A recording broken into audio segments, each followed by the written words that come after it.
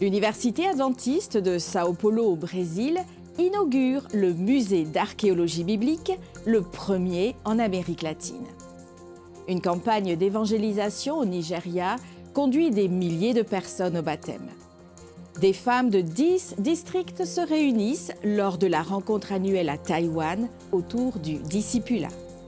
ADRA équipe et forme les familles dans la production de jardins biologiques. Ces histoires et d'autres nouvelles pleines d'espoir, maintenant sur ANN.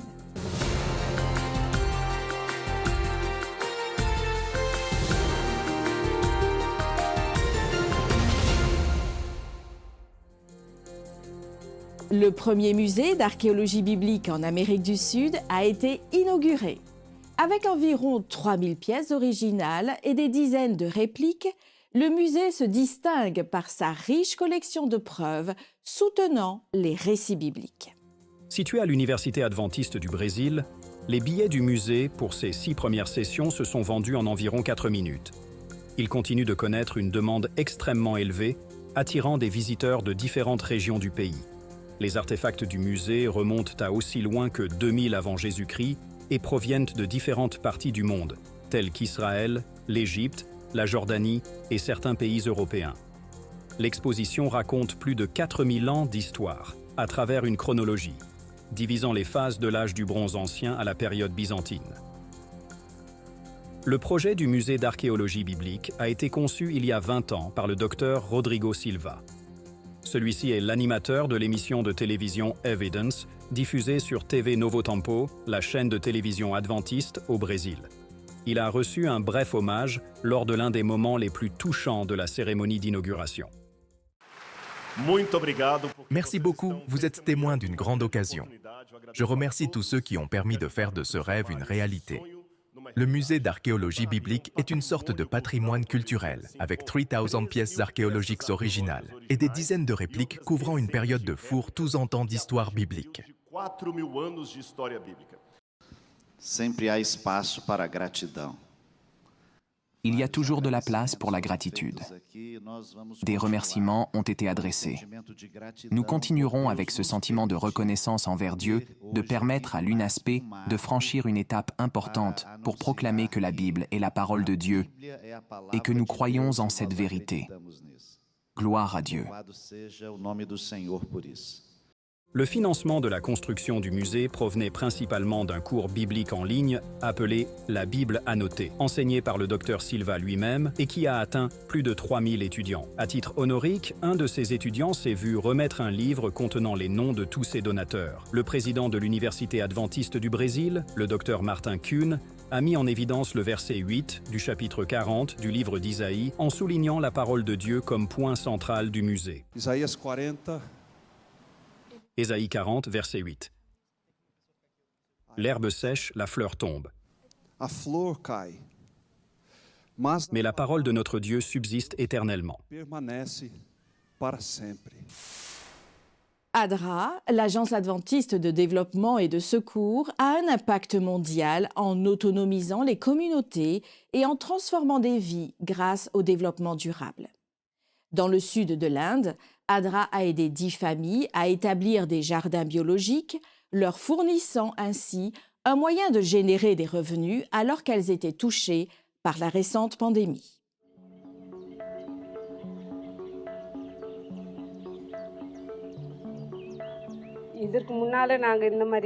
Nous n'avons jamais jardiné comme ça auparavant. Malgré cela, ADRA nous a tout appris. Ils nous ont appris comment cultiver. Nous avons fait comme ils ont dit. Tomates, aubergines, fèves, courges amères, maïs. Tout nous était utile. Pendant la pandémie de COVID, il nous était difficile d'accéder à la nourriture. Mais ADRA nous a aidés en fournissant des fonds pendant 3 mois. Ensuite, nous nous sommes interrogés sur l'après, et ADRA nous a présenté l'agriculture domestique. Je n'ai appris l'agriculture biologique que grâce à l'enseignement de ADRA.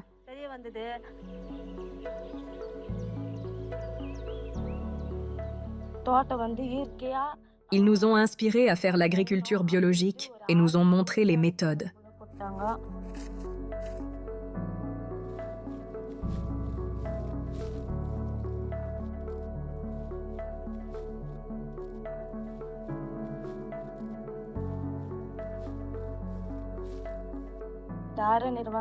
Nous avons reçu beaucoup d'aide de ADRA. Ils ont pris nos défis comme les leurs. Ils nous ont beaucoup aidés et pour cela, je suis reconnaissante. Découvrez l'essence de la mission de notre Église à travers des perspectives diverses au sein de notre communauté. Voici quelques réflexions sur ce que signifie prêcher l'Évangile. Être impliqué dans la mission, c'est être intentionnel chaque jour, tout le temps. Être un instrument, c'est simplement, lorsque tu peux faire quelque chose que tu aimes, prendre soin des gens et aussi avoir l'espoir en Jésus. Être engagé dans la mission pour moi, c'est être utile pour les autres. Être impliqué dans la mission signifie être présent dans la communauté, être impliqué et être là quand les gens ont besoin de vous. Être engagé dans la mission consiste à donner des études bibliques. C'est très important pour amener les gens à Christ. Être engagé dans la mission signifie me trouver dans des situations où je suis avec des gens qui ne me ressemblent pas. Être engagé dans la mission signifie être capable de rencontrer des gens de la communauté, d'identifier leurs besoins et simplement créer du lien entre personnes de la communauté. S'engager dans la mission pour moi, c'est créer des espaces pour que les jeunes s'impliquent dans l'Église. Ce que cela signifie pour moi d'être en mission. Pour moi, c'est d'être avec les enfants de mon Église. Depuis 20 ans, je m'implique dans l'école du sabbat et les explorateurs. Et cela me procure de la joie et m'aide à rester connecté avec Dieu. S'engager dans la mission signifie répandre les bonnes nouvelles sur la personne de Dieu. S'impliquer dans la mission, c'est ma vie. En tant que conseiller juridique, j'aide l'Église à éviter les ennuis. Donc mon objectif principal est de m'assurer que tout le monde peut s'impliquer en restant focalisé sur la mission. Être engagé dans une mission signifie rencontrer Jésus là où il est déjà à l'œuvre et vivre une expérience avec lui dans la vie de l'étranger que je rencontre. Que signifie pour vous être engagé dans une mission? Cela signifie que je partagerai Jésus-Christ avec tous ceux que je rencontre, en commençant par ma famille. Pour moi, cela signifie être là où je peux apprendre à connaître d'autres personnes, leurs besoins. Donc ce n'est pas orienté vers moi, mais vers les autres. Lors de la réunion de fin d'année de la division transeuropéenne, l'accent a été mis sur l'importance pour chaque membre de s'impliquer personnellement dans la diffusion de la parole de Dieu. Voici quelques autres informations à ce sujet. Ce que cela signifie pour moi d'être en mission, cela signifie m'engager activement auprès des autres, pas nécessairement parler de Christ, mais c'est être là dans leur espace, en offrant de l'aide et en étant un ami. Pour moi, la mission signifie parler de Jésus à n'importe qui de quelque manière que ce soit. Si ça passe par un gâteau que je vais offrir en disant simplement « je t'aime », c'est s'engager. Une campagne d'évangélisation au Nigeria entraîne plus de 5000 baptêmes. La campagne Almost Home, dirigée par le pasteur Christopher Holland de Hope Channel International, a eu lieu à Port Harcourt, au Nigeria, et visait à répandre l'espoir dans un monde troublé. Elle a abouti à 645 baptêmes dans 2210 centres de réception dans l'est du Nigeria, dont 1010 baptêmes à Port Harcourt. Des séductions sont à venir sur cette terre qui balayeront le monde entier et tromperont beaucoup. Matthieu 24 dit « qui tromperont, si possible, même les élus ».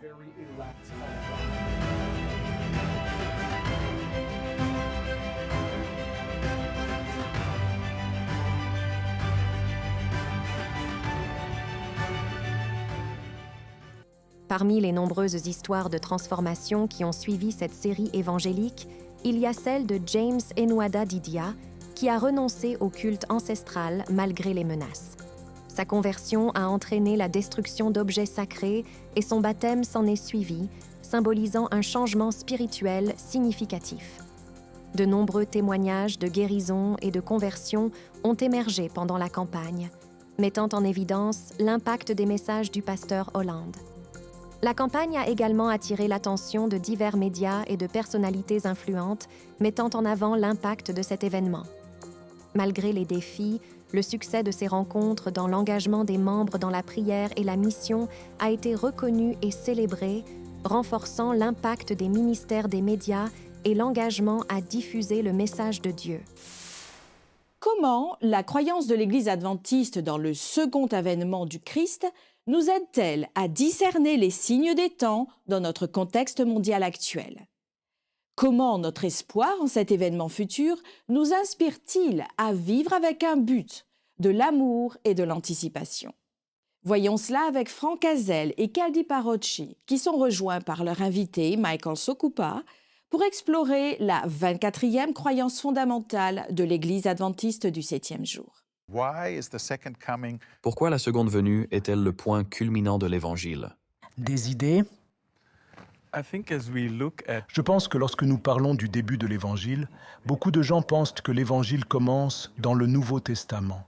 En réalité, il commence dans le tout premier livre de la Bible, l'Ancien Testament, dans la Genèse.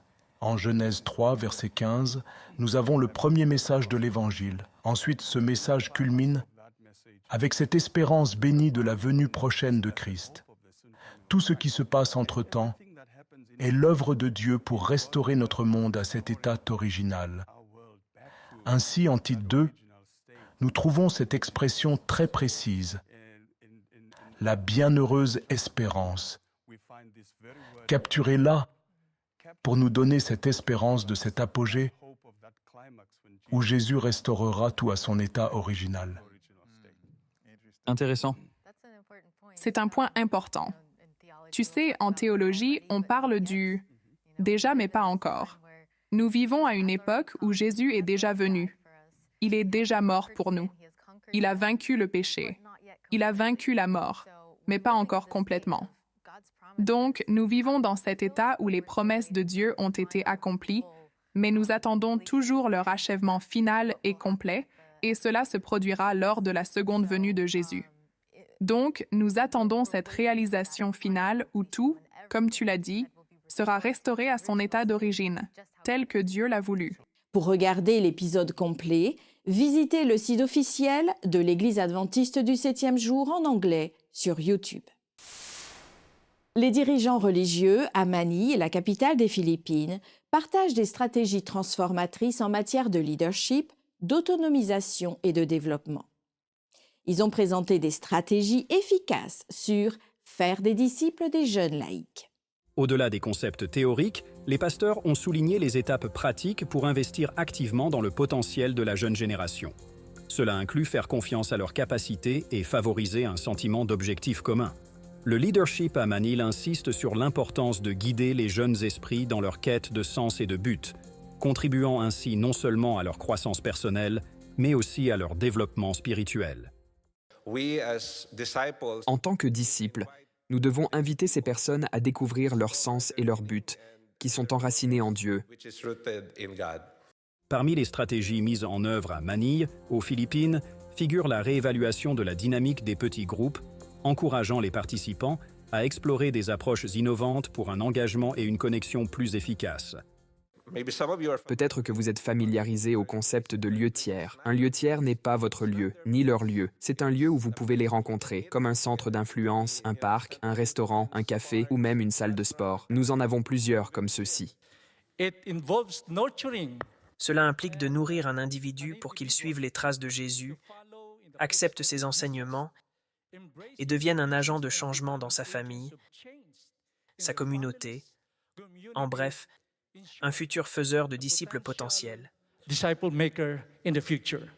Les dirigeants mettent également en avant l'utilisation de la technologie et de l'implantation d'églises comme des outils stratégiques pour la croissance et l'expansion de la communauté. Pour ce qui est de répondre à l'appel, nous visons à implanter de nouvelles églises pour répondre aux besoins spirituels des communautés de notre région et augmenter l'implication de nos membres d'église. Le succès des efforts repose sur l'efficacité de la formation de disciples. en tant que catalyseur pour motiver les pasteurs et les membres laïcs à participer activement à ce programme, surtout pour atteindre les jeunes esprits sécularisés à Manille, aux Philippines. L'Université Advent Health à Orlando, en Floride, obtient une importante subvention de l'État pour améliorer l'équipement de simulation de son programme de soins infirmiers. Tom Johnson nous en dit plus. Ici Tom Johnson. J'ai une nouvelle importante à vous annoncer concernant les études en soins infirmiers de l'Université Advent Health, qui vient de recevoir une importante subvention de l'État pour l'achat de matériel de simulation. Nous parlons de 574 000 $ provenant du nouveau fonds de l'État de Floride, appelé Linking Industry to Nursing Education, ou LINE. Le système de soins de santé d'Advent Health s'engage également à égaler la subvention. Les fonds seront utilisés pour acheter des équipements de simulation supplémentaires pour former nos futurs infirmiers.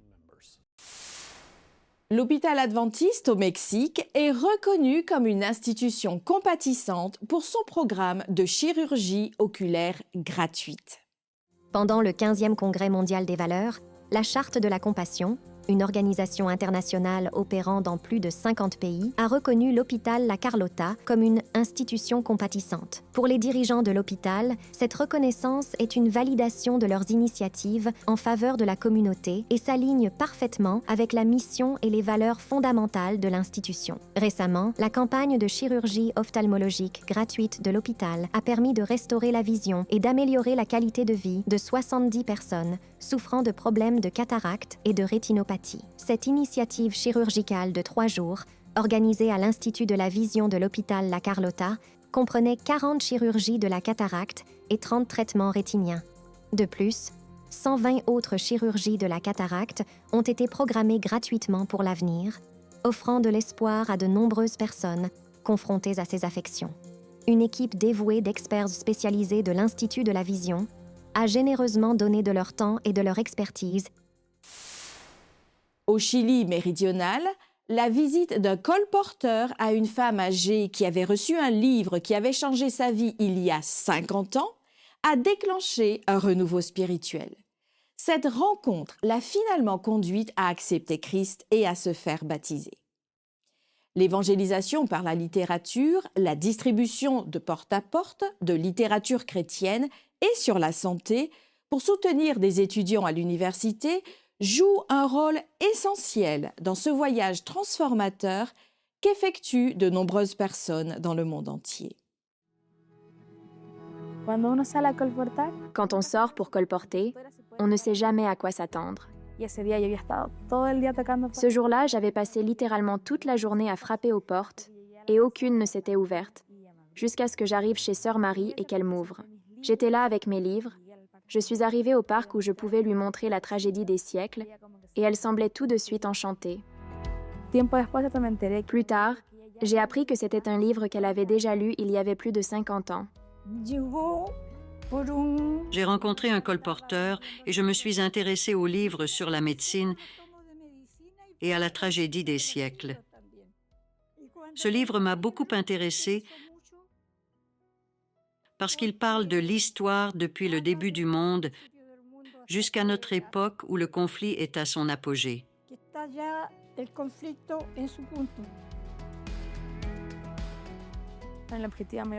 Je pense que l'objectif principal du colporteur est de pouvoir toucher toutes ces personnes qui attendent depuis longtemps et, comme on dit, les toucher là où personne d'autre ne peut y arriver. C'est pourquoi il est vrai que c'est Dieu qui m'a dirigée vers Madame Maria pour que je puisse l'amener à remettre sa vie entièrement au Seigneur. Merci à ma petite sœur qui m'a parlé à nouveau du baptême et autres choses qui m'ont fait réfléchir. Muchas cosas que me hicieron reflexionar.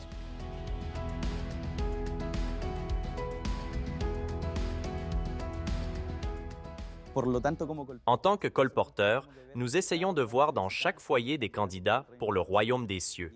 Nous présentons un message complet afin que la personne en retire quelque chose, espérant que, si ce n'est pas maintenant, elle prenne sa décision pour le Seigneur à l'avenir et qu'elle voit que l'essentiel dans sa vie est Dieu et qu'il n'y a rien de plus. Nous sommes témoins d'un travail qui a commencé il y a 50 ans et qui s'est achevé aujourd'hui, comme en témoigne notre sœur Marie, qui a consacré sa vie à Jésus par le baptême. Dans un engagement à autonomiser les femmes, raviver la foi et faire avancer le service chrétien, l'Église à Taïwan a organisé l'édition 2023 de la Conférence des dirigeantes. La conférence 2023 des femmes leaders de Taïwan, organisée par les ministères des femmes de l'Église adventiste du 7e jour, a mis l'accent sur l'autonomisation des femmes en tant que disciples de Jésus. Tenue à l'Université adventiste de Taïwan, la conférence visait à rehausser la valeur des femmes et à leur permettre de pratiquer le service chrétien. Plus de 80 femmes de 10 districts de la Fédération de Taïwan étaient présentes. Le thème « Je suis une femme que Dieu peut utiliser » a été exploré à travers des messages et de la musique, mettant l'accent sur la joie, le service et la liberté. L'événement s'est conclu par des prières de consécration et un engagement à toucher le monde par l'amour du Christ. Au cœur des troubles de la Révolution mexicaine, Salvador Marchisio, un missionnaire pionnier, a persévéré malgré des défis pour établir la première église adventiste du 7e jour du Mexique. Bienvenue dans Pionniers de l'espoir, où nous explorons des histoires remarquables comme la sienne.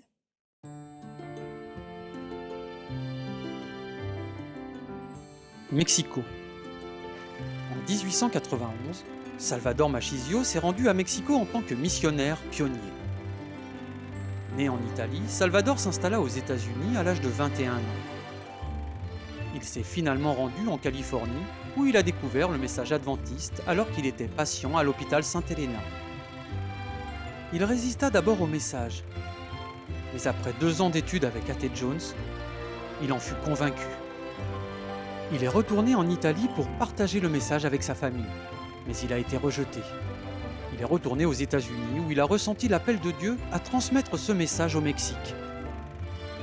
À ses propres frais, il s'est rendu à Mexico en 1891, dans l'espoir de vendre des exemplaires de la grande controverse. Il s'est vite rendu compte que les riches n'achetaient pas de livres religieux qui n'étaient pas approuvés par le prêtre, et que les pauvres n'avaient pas les moyens d'acheter des livres même s'ils savaient lire. De plus, les livres étaient en anglais. Malgré ces obstacles, il a tout de même vendu 2500 livres. Salvador est retourné à Battle Creek aux États-Unis pour étudier les soins infirmiers. Puis il est retourné au Mexique pour rejoindre d'autres missionnaires à Guadalajara. En 1899, il est retourné à Mexico. Salvador a suivi la méthode de ministère de Jésus. Il a appris aux gens à construire des maisons et à préparer de meilleurs repas. Il aidait les malades et enseignait le message adventiste. Au cours de sa mission, Salvador a été collecteur, ouvrier biblique, traducteur et pasteur. Il est resté pendant la Révolution mexicaine et a été capturé et menacé par les soldats des 2 camps. Il a persévéré parce qu'il était déterminé à transmettre un message d'espoir au peuple mexicain. Grâce à son influence, la première église adventiste du 7e jour au Mexique a été fondée en 1899 par George Washington Calvines. Il y a plus de 120 ans, à Tacubaya, dans la banlieue de Mexico. Aujourd'hui, le Mexique compte plus de 9000 églises et entreprises, et quelques 800 000 adventistes du 7e jour. Ce qui signifie qu'il y a un adventiste pour 163 habitants. Aux missionnaires pionniers comme Salvador Marchisio, nous disons « Gracias ». Merci d'avoir suivi ANN. Rejoignez-nous la semaine prochaine pour plus de nouvelles du siège de l'Église adventiste du 7e jour. Saviez-vous que l'Église adventiste du 7e jour a une chaîne YouTube où vous pouvez regarder ANN Vidéo, ANN in Depth et plein d'autres vidéos étonnantes sur la prophétie, la santé et l'étude de la Bible? Cliquez sur le bouton « S'abonner » pour ne jamais manquer une nouvelle vidéo. Vous pouvez également nous laisser un commentaire ou un sujet de prière, car une équipe prie pour vous 24 heures sur 24 et 7 jours sur 7. Avant de nous quitter, voici une bonne nouvelle tirée d'Ecclésiaste au chapitre 11 et au verset 5. Comme tu ne sais pas quel est le chemin du vent, ni comment se forment les os dans le ventre de la femme enceinte. Tu ne connais pas non plus l'œuvre de Dieu qui fait tout. Ainsi s'achève notre programme de cette semaine. N'oubliez pas que vous pouvez toujours visiter adventiste.news/fr pour des nouvelles quotidiennes et des vidéos. À la semaine prochaine pour d'autres nouvelles de foi, d'amour et d'espérance. Que Dieu vous bénisse.